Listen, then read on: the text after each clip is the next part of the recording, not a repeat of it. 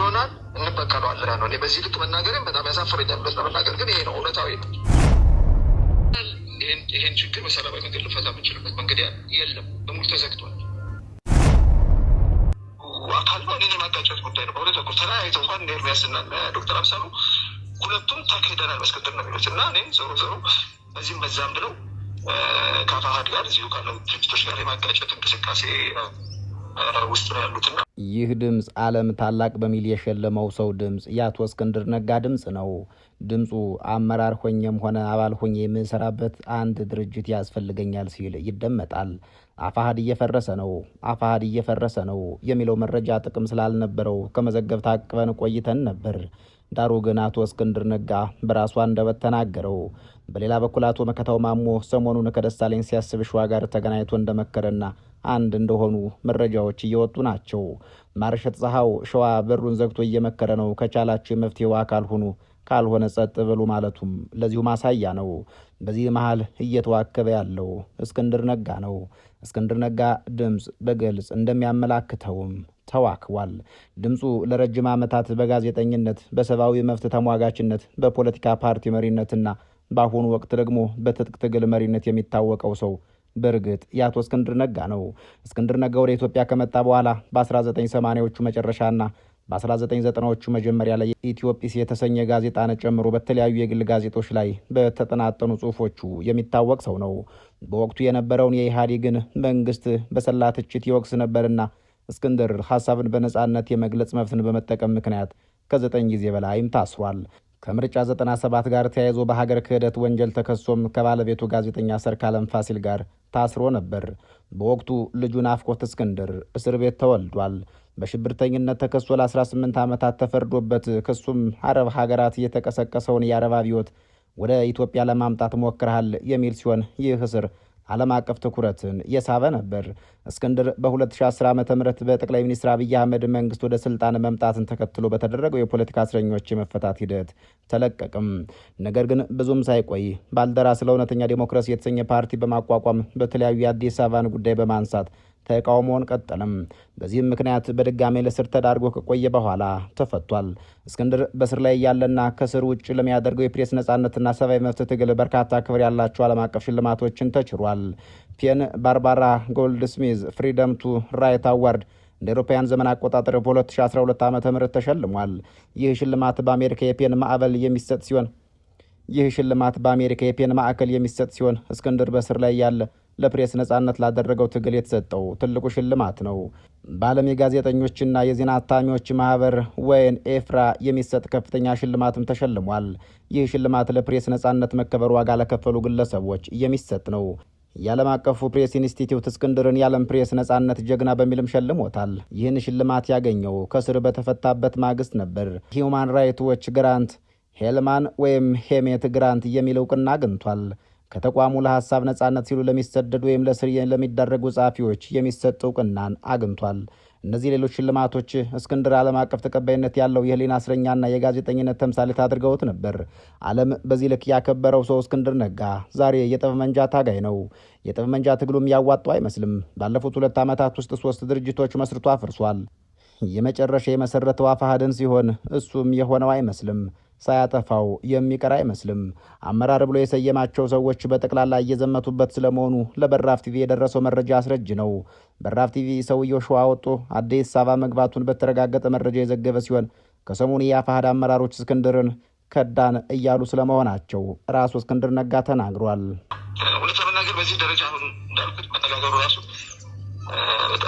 ትንሽ ያሳፍራል። በጣም ወርደን ጭቃ ውስጥ እየተንከባለል ነው። ግዴታ ነው ጭቃ ውስጥ መንከባለል አፋሕድን ለቀን መውጣት አለብን እና ይህን ደግሞ እኔ ልቀበል አልችልም። ለምን አፋሕድን መሪው ስለሆንኩኝ አይደለም። ሀገር ቤት ውስጥ ካለው ድረስ አንድ ድርጅት ያስፈልገኛል። የምንቀሳቀስበት ቦታ የምንቀሳቀስበት ድርጅት ያስፈልገኛል። በተራ አባልነት ሆነ በአመራርም ደረጃ ሆነ እና ወደኋላ መሄድ አልችልም። ህዝባዊ ግንባር መጥቷል። ከዛ ህዝባዊ ሰራዊት ሆኗል። ከዛ አሁን አፋሕድ መጥቷል። ይህ ሁሉ በሂደት ውስጥ ያለፍበት። የተከበራችሁ የበራፍ ቲቪ ተከታታዮች ጤና ይስጥልን። በዚህ ልዩ መሰናዷችን አቶ እስክንድር ነጋ በራሱ ላይ፣ በአማራ ህዝብ ላይ፣ በፋኖ ኃይሎች ትግል ላይ ያደረሰውን ፖለቲካዊ ኪሳራ እንዳስሰዋለን። እስክንድር ነጋ ለምን የፋኖ ኃይሎችን ተቀላቀለም? እስክንድር ነጋ ለምን የፋኖ ኃይሎች አንድ እንዲሆኑ አልፈለገም? እስክንድር ነጋ አማራ ድርጅት እንዳይኖረው ለምን ፈለገ? እስክንድር ነጋ ማን ነው? ምንድን ነው? እስክንድር ወደ ትጥቅ ትግል ከገባ በኋላ በፋኖ አደረጃጀት ውስጥ የተፈጠሩትን ስንጥቆች፣ የስትራቴጂ ልዩነቶችና የሀብት ክፍፍሎች ችግሮች እንደመነሻ በመውሰድ በተለያዩ ማመዛዘኛዎች አስተንትነን እንደሚከተሉ አሰናድተነዋል። እስከ ዝግጅቱ ፍጻሜ አብራችሁን ቆዩም። ዓለም የጋዜጠኝነት ጀግና አለችው። አምነስቲ ኢንተርናሽናል የህሊና እስረኛ ሲል አሞካሸው። እስክንድር ነጋ የብዕር ሰው ነው። ነገር ግን በ2015 ዓ.ም ብሩን አስቀንጥሮ ጥሎ ክላሽንኮቭን አነሳም። ብዙዎች ይህን እንደ ትልቅ ድል ቆጠሩት። ማንዴላችን መጣም አሉ። ነገር ግን የጫካው ህግ ከከተማው የፖለቲካ የተለየ ነበር። ጀግና ሲገባ አምባው መሰንጠቅ ጀመረም። ፓውል ስቴንላንድ ኔትወርክስ ኦፍ ሬቢሊዮን በተሰኘ መጽሐፉ ላይ አንድ ወሳኝ ነጥብ አስቀምጧል። አንድ አማጽያን ቡድን ጥንካሬው የሚመነጨው ከመሪዎቹ ማህበራዊ መሰረት ወይም ሶሻል ቤዝ ነው የሚል ነጥብ አለው። እስክንድር ወደ ፋኖ ሲቀላቀል የነበረው ኔትወርክ የከተማ ኤሊት እንጂ የገጠር ታጣቂ አልነበረም። ይህ የመጀመሪያው ስብራት ነው። እስክንድር የአማራ ህዝብ ግንባር ብሎ ራሱን ሲሾም በጎጃምና በወሎ ለዓመታት ሲዋጉ የነበሩ ነባር አደረጃጀቶች እንደ ባላጋራ እንጂ እንደ አጋር አልያዛቸውም። በወቅቱ በተደረገው አንድ ሚስጥራዊ ስብሰባ እስክንድር ነጋ ዓለም አቀፍ እውቅና ያለው ሰው እኔ ነኝ፣ ዲፕሎማሲው በእኔ በኩል ካልሄደ ዓለም አይሰማንም ማለቱ ይነገራል። በመሆኑም አንድ ማዕከላዊ ኮማንድ ያስፈልጋል ስለማለቱ ተሰምቷል።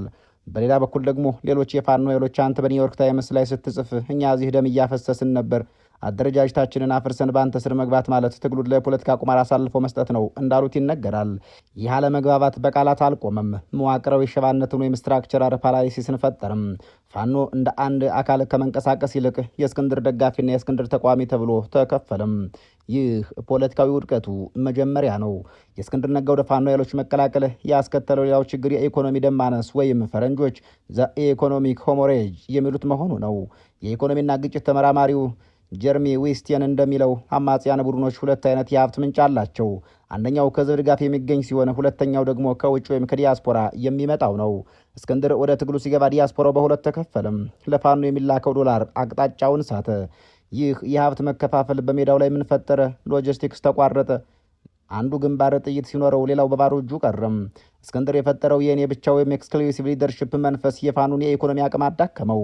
ይህ በወታደራዊ ሳይንስ ሪሶርስ ክሬሽን ኢንሰርጀንሲ የሚባለው አይነት ነው። በጉዳዩ ላይ አስተያየታቸውን የሰጡን አንድ የታሪክ ምሁር እስክንድር ነጋ ወደ ፋኖ የገባው በካሪዝማቲክ መሪነት ነው፣ ነገር ግን ፋኖ የሚፈልገው ወታደራዊና ተቋማዊ መዋቅር ነበር ይላሉ። ማክስ ዌበር እንደሚያስጠነቅቁት ከሆነ ደግሞ ካሪዝማ ብቻውን ተቋም አይሆንም። እስክንድር ፖለቲካዊ ካሪዝማውን ተጠቅሞ ወታደራዊ ውሳኔዎችን ለመስጠት መሞከሩ በባለሙያ ወታደሮች ዘንድ ንቀት ፈጠርም። እስክንድር ነጋ ለዲሞክራሲ የከፈለው ዋጋ የሚካድ አይደለም። ነገር ግን ወደ ትጥቁ ትግል ሲቀላቀል ይዞት የመጡ የፖለቲካ ባህል ያልተማከለውን ወይም ዲሴንትራላይዜሽን የፋኖ አደረጃጀት ማዕከላዊ ለማድረግ ሲሞክር የፈጠረው ሰበራ ዋጋ አስከፍሏል።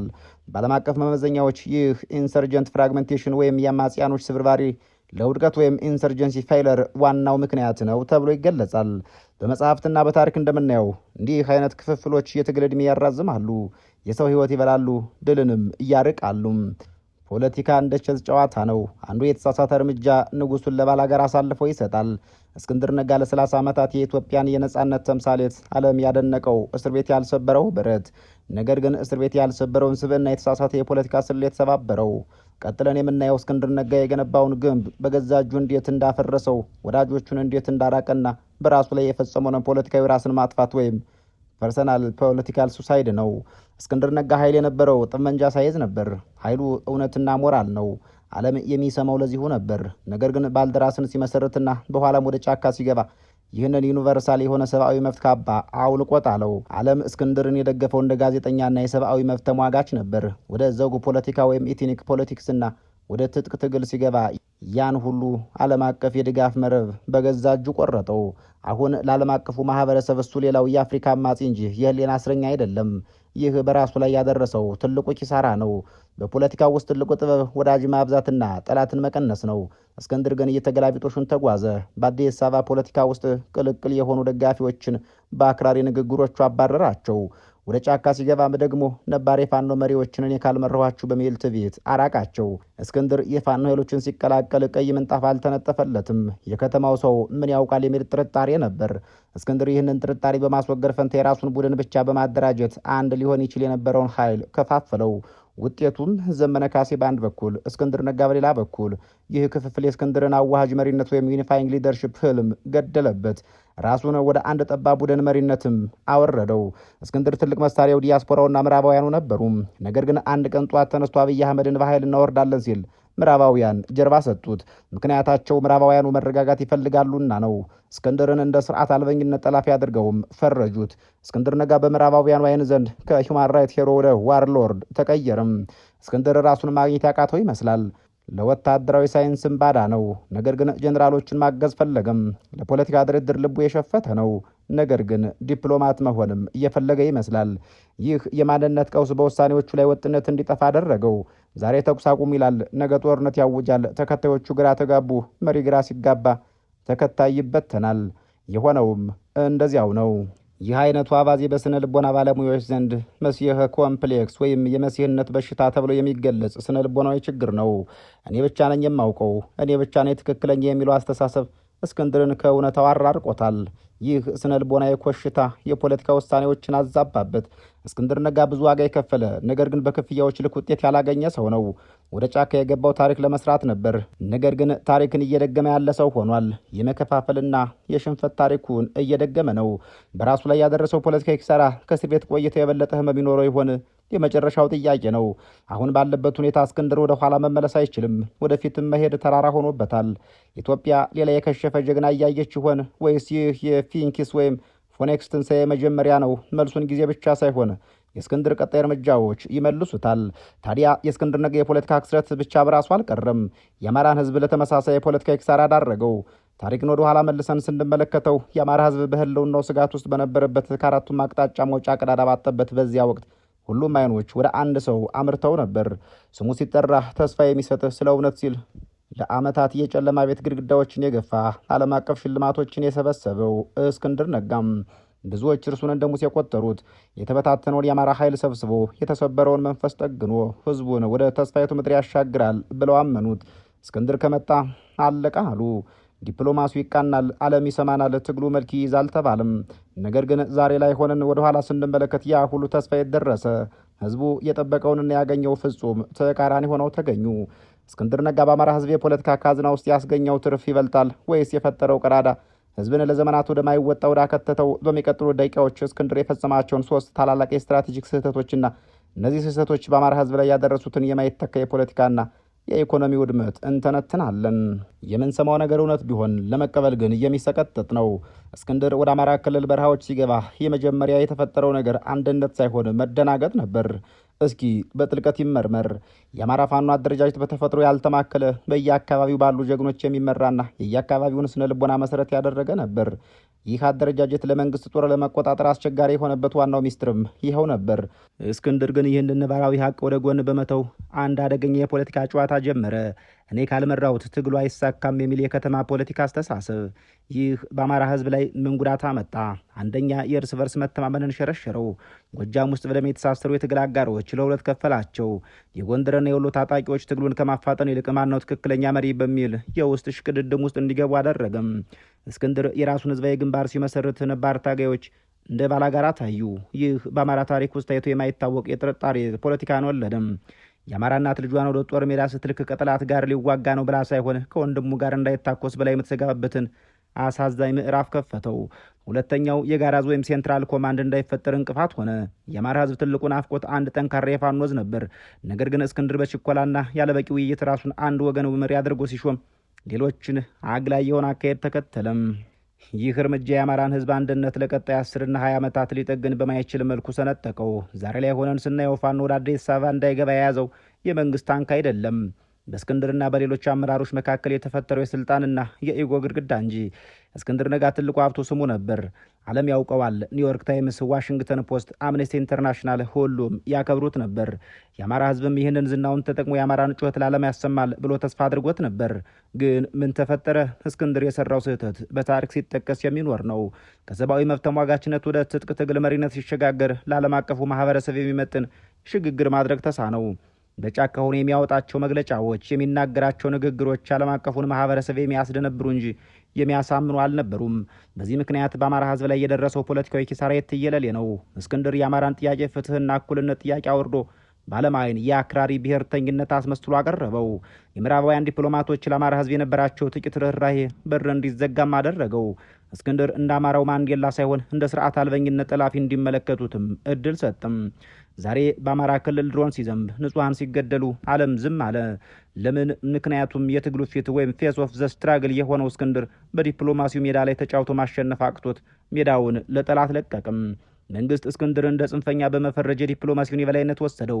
የአማራ ሕዝብ ደሙ እየፈሰሰ ዓለም ግን ፊቷን አዞረች። ይህ በእስክንድር የዲፕሎማሲ አለመብሰል የተከፈለ ውድ ዋጋ ነው። ፖለቲካና ጦርነት ያለ ገንዘብ ባዶ ናቸው። የአማራ ሕዝብ በሀገር ውስጥም ሆነ በዲያስፖራ ያለው ሀብት ውስን ነው። እስክንድር ወደ ትግሉ ሲገባ ይህንን ውስን ሀብት በተሳሳተ መንገድ እንዲፈሳ አደረገው። በውጭ የሚኖር የአማራ ዲያስፖራ በስሜት ተከፋፈለ። ለአማራ ሕዝብ ህልውና መሰብሰብ የነበረበት ዶላር የእስክንድር ደጋፊና የእስክንድር ተቋሚ በሚል ጎራ ለየ።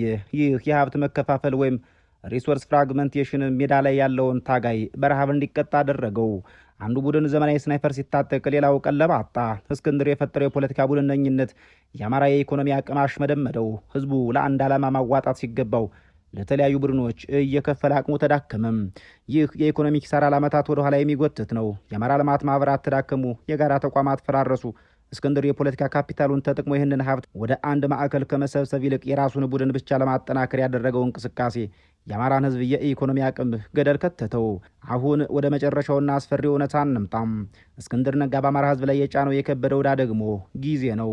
በፖለቲካው ዓለም ውስጥ ጊዜ ወሳኙ ሀብት ነው። የአማራ ህዝብ ጊዜ የለውም። እስክንድር በፈጠረው የውስጥ መከፋፈል፣ አመራር አልባ እንቅስቃሴና የዲፕሎማሲ ድርቅ ምክንያት ትግሉ ተንቀራፈፈም። ድል ይገኛል ተብሎ የተገመተበት ጊዜ አለፈ። ይህ የጊዜ መራዘም ደግሞ የአማራን ህዝብ የበለጠ ለድህነት ለስደትና ለሞት ዳረገው። የእስክንድር የፖለቲካ ቁማር አልተሳካም። ካርታውን ተጫውቶ ተሸነፈ። ዳሩ ግን ችግሩ የከሸፈው እርሱ ብቻ አይደለም፣ አብሮ የከሸፈው የሚሊዮኖች ተስፋ ነው። ዛሬ ላይ እስክንድር በራሱ በገነባው የእኔ ብቻ ወጥመድ ውስጥ ተይዟል። ወደ ኋላ እንዳይመለስ የገባበት ቃል ኪዳን ይይዘዋል። ወደፊት እንዳይራመድም የፈጠረው የመከፋፈል ግድግዳ ይጋርደዋል። በዚህ ሁሉ መሃል ግን ተጎጁ ማን ነው? በጎጃም ገጠር፣ በወሎ ተራራ፣ በሸዋ ሜዳና በጎንደር ዳገት ላይ ያለው ገበሬ ነው። እስክንድር በኒውዮርክና በዋሽንግተን የነበረውን ዝናውን ለማደስ ሲል የጀመረው ጉዞ የአማራን ህዝብ ትግል አቅጣጫ አሳተው። አሁን ላይ የአማራ ህዝብ ጥያቄ አንድና አንድ ነው።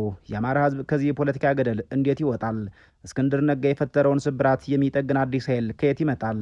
ወይስ የአማራ ትግል በእስክንድርና በመንግስት መካከል በሚደረግ የቼዝ ጨዋታ ውስጥ እንደ መስዋዕትነት ፈረስ ተበልቶ ያልቃል? መልሱ ለታሪክ የሚተው ነው። ታሪክ እስክንድርን የሚዘክረው ለተናገረው ቃል ሳይሆን በተግባር ላበላሸው የህዝብ ተስፋ ይሆናል። ይህ ዝግጅት የእስክንድር ነጋን አሳዛኝ የፖለቲካ ፍጻሜና የአማራ ህዝብ ያልተመለሰ የፍትህ ዕዳ ተቃኝቶበታል። ስለተከታተላችሁ እናመሰግናለን። ለአሁኑ በዚህ እናበቃለን። በሌላ ስንድት እስክንገናኝ ሰላም ይስጥልን።